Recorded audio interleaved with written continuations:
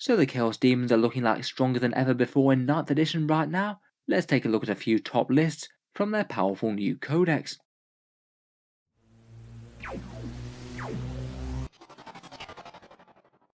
Hello and welcome back to Auspex Tactics, where today I thought we'd take a quick look through a few strong Chaos Demon lists to see how people are putting the new codex through its paces and a few strong builds that might be emerging. Just from initial impressions of the codex, there did seem like there were a few choices that just seem incredibly strong. Be'lakor seems very good for his points cost. Flamers of Tzeentch seem like they're a hard unit to go too far wrong with a whole bunch of big units. Both Bloodthirsters and Bloodletters seem very powerful damage dealers, and the Tzeentch psychic powers do seem pretty standout. Let's just take a quick spin through 3 top tournament lists to see how people are actually using these units in lists that are designed to win. First up, we've got a Demon Battalion by Isaac Wright, this one taking Be'lakor and 2 Greater Demons along, and he used it to take first at the Eliodis Games Midweek Masters tournament, a one-day tournament of 20 players.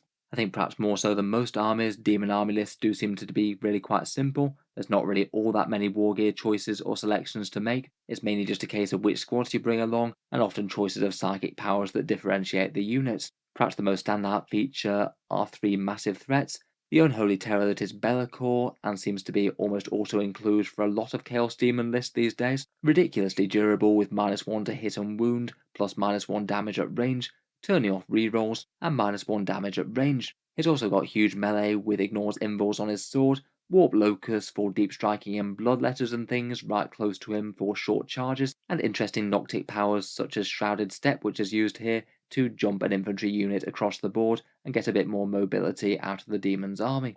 In this list he's also rocking Paw of Despair as well, a debuff that you have to beat the opponent's leadership on 3d6 for, but it can allow you to hand out fights last and turning off auras if you get it off, so it is pretty powerful. Otherwise, in this one there's also a Lord of Change, massively hard to take out at long range with the impossible robe to shrug off a single failed save each phase, pretty ridiculous to remove at range with the effective 3+ invul save, and just in case he wasn't hard enough to kill already, he's also got Incorporeal Form for -1 to wound as well. On top of that, he's also got Bolt of Change for some big D3+3 mortal wounds, same with Infernal Gateway for splash damage, and finally Boon of Change, which could be good for handing out +1 strength to flamers, or potentially getting them a little bit of extra movement if it's necessary to get them in range. Finally, for the big 3, there's also a Bloodthirster as well. These guys went from the weakest of the 4 greater demons to arguably the strongest. Massive general purpose damage output with the Great Axe. This one takes the big 40-point upgrade as well, so he can't lose any more than 8 wounds in a phase. Basically guarantees that he's not going to be dead in certain activations. And he also takes the Armour of Scorn for better saves against damage 1, but perhaps more importantly a 4+ save against psychic mortal wounds. I guess wouldn't hurt against armies like Thousand Sons. Finally, and rounding out the HQ slot, there's also a Changecaster. It looks like their aim is to be leading a whole bunch of flamers into battle, 2 units of 5 and 1 of 4, and I feel like we're going to be seeing an awful lot of flamers and demons lists. Their torrents of fire are effective against just about every single unit in the game. It's only things with very high toughness values or very high saves that can really shrug them off. Couple that with a 3+ invul at range, and while they're weak in melee, at least they get a ridiculous amount of overwatch just for 1 CP, and they should hopefully get the alpha strike on the opponent rather than the other way around with a good move, advanced rolls, and potentially even deep strike or shrouded step if they need it. The Changecaster here could really amp up their damage output. He can give them reroll 1s to wound just with his aura, Infernal Flames for a +1 to wound roll, and is interestingly taking Gaze of Fate along as well, which could allow you to retain Warp Storm points, though I guess he might be smiting if he's on the front lines. Changecasters and things can be teleporting around the board for a CP as well, so he should be a fairly easy one to line up for the buffs. Finally, there's just the 4 more units to round out the list. 2 units of 10 Demonettes that move 10 inches and have pretty decent general purpose anti-infantry attacks, and then 2 units of Bloodletters. Typically for Bloodletters, I think a lot of people would want to have them start in reserve, and then maybe deploy via Warp Locus next to Be'lakor for some massive melee at 6-inch charge, or potentially against low leadership armies they might just be able to set up nearby the enemy units. They can get a brutal amount of melee damage out of Deep Strike, and potentially get even more reliable charges for a 1 CP 3d6 and drop the lowest. It seems in Chaos Demons it might not be massively important to fill pure detachments for the god-specific Warp Storm points. This list would be getting by just on the generic picks I believe, and I guess that would mean that they'd apply equally to all the units in the army, whether it's the Tzeentch or the Khorne ones. Overall, looks pretty terrifying though. 3 enormous and very hard to kill units in the big demons that will absolutely wreck face if they're left unchecked, plus 3 cheap units of flamers that are likely to deal more damage than they cost, and are going to be spectacularly annoying to remove with their great overwatch and their 3+ demon saves at range.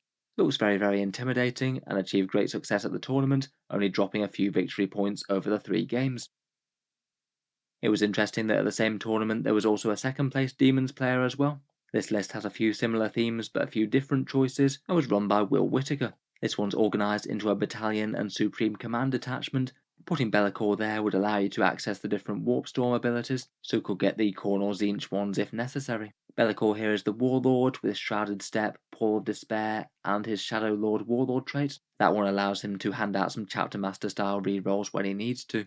Again, there's a Changecaster in this list as well, the cheaper Tzeentch Herald on foot. This one takes the cheap upgrade for a little bit of shooting with the Staff of Change, which seems like a very reasonable pickup to me. He set up more for damage output though compared with buffing, having Bolt of Change for the D3 plus 3 damage and Gaze of Fate, again to have the ability to retain some Warp Storm points, though I guess Smite would still be an option. Again, he takes the Impossible Robe for a bit more survivability, and he's backed up by another Tzeentch Herald, a Fate Skimmer one on the great big chariot that can zoom around pretty nicely, again taking the staff, some horrors for some psychic defense, and he has Infernal Flames to buff the flamers with +1 to wound, and Infernal Gateway to throw out a bunch of mortal wound splash damage. It's very fast on the chariot, and the Screamers have got the potential to take some chunks out of elite infantry as well. Also in support of the near mandatory 3 units of 5 flamers, there's also an Exalted Flamer. He'll give them +1 strength and also deals his own range damage as well. And then there's a few non-Tzeentch units in the list as well. Skulltaker for a very fighty herald on foot with multiple bloodletter buffs. He's also got a sword that cuts straight through enemy invuls, making him pretty excellent at assassinating characters. There's then 5 big units of 10 bloodletters, really seeming to be manning the demon battle line here. It is cool to see an army taking more troops than the bare minimum. It does seem that they've actually made lesser demons good enough to be able to do that now. Again, you could probably deploy some of them in Deep Strike Reserve and jump them out next to Be'lakor for some close charges. Finally, there's a cheap unit of 3 Nurglings for some forward deployment shenanigans, maybe to get on some objectives early or screen out important sections of the board. Cool to see Skulltaker and Mass Bloodletters taken to the table with success. Skulltaker did seem pretty decent in combat for the massive melee damage with the Ignores Invuls. Finally, for one further take, here's just one example of a pure Khorne list with Be'lakor. This one was run by Vincent Vibert, who used it to take 4th at Harvester of Souls, a bigger 50-man tournament, so placing 4th is still a very decent achievement. Even with the codex out so recently, it's still quite nice to see an army list that's doing okay without the mandatory 3 units of 5 flamers, though we still do have Be'lakor here. He does have the mark of Khorne even if he has the others too, and he's in a Supreme Command detachment and takes Penumbral Curse, making some enemies very underwhelming in melee with a -1 to wound. This list runs a slightly different Bloodthirster build. He takes the King of Blades relic, which I'm probably misspelling there. That's the one that gives you +1 damage, so it amounts to 16 attacks at strength 8, AP 3, and damage 3. That's pretty brutal no matter what you're fighting. As well as that, he also has the Devastating Blow special rule. That's the Warlord trait that allows him to ignore things like Feel No Pain and damage caps, so he'd have a pretty reasonable chance of one-rounding even someone like Abaddon the Despoiler, and would be a pretty effective counter to Necron Catan shards as well. Again, he also picks up Indomitable Onslaught as well, for no more than 8 wounds taken per phase. Also, for the third big demon threat, we also have Scarbrand. He's another source of Warp Locus for Khorne demons, so you could potentially have things deep striking right next to him if you wanted. And just besides that, he's a generally tough and very mighty Bloodthirster with Ignores Invuls, and he buffs both your attacks, though potentially problematically those for your opponents as well. Might not be great if he runs into something really nasty in combat. Then beyond this, we've got 3 units of Bloodletters in the troops, good for deep strike and just generally strong. A unit of 5 Flesh Hands for some fast movers and could help with a bit of psychic defense as well. Denying on a 3+ is nice. And then we've also got some fun Khornate Demon Engines in evidence as well. A couple of Skull Cannons for some general purpose damage output. Maybe they could be sitting on some home field objectives while everything else pushes up. And a Khorne Soul Grinder as well. Again, a nice bit of general purpose shooting, and it's pretty mighty in melee too with the extra attack. It is quite cool to see Khorne demons actually being reasonably strong again. They've had an awful lot of time where they've just been pretty underwhelming and overshadowed by the forces of the other deities. I guess this list could make some pretty awesome use of the +1 attack across the army warp storm thing. Things seem like they would get pretty scary on paper if every single unit suddenly got even more fighting. So anyway, I think we'll leave that there. There's just 3 examples of Chaos Demon lists that seem to be doing quite well at the moment. It really does seem to be Khorne and Tzeentch that are on top in the new codex. Slaanesh and Nurgle do seem to have some niche picks, but they don't seem to be carrying the majority of lists. Let me know your thoughts or any insights as to any of the armies, as per usual, and how you've been finding the new codex, playing with and against it. If you've enjoyed the video, feel free to subscribe to Auspex Tactics, where I'm sure we'll be able to rustle up at least a few more demons videos over the next few weeks. I'd quite like to talk through Be'lakor and the other greater demons if I get a chance, plus perhaps do a start collecting video for the faction. Feel free to subscribe if you'd like to see any of that, and let me know if there's any videos for the demons that you'd particularly like to see. Finally, if you've been enjoying all the videos on the channel, I would just like to mention that Auspex Tactics does have a Patreon page, and you can find that down in the video description below if you're interested. The channel's Patreon is how I can afford to keep on making videos quite this regularly, loads of 40k content, usually with multiple uploads per day.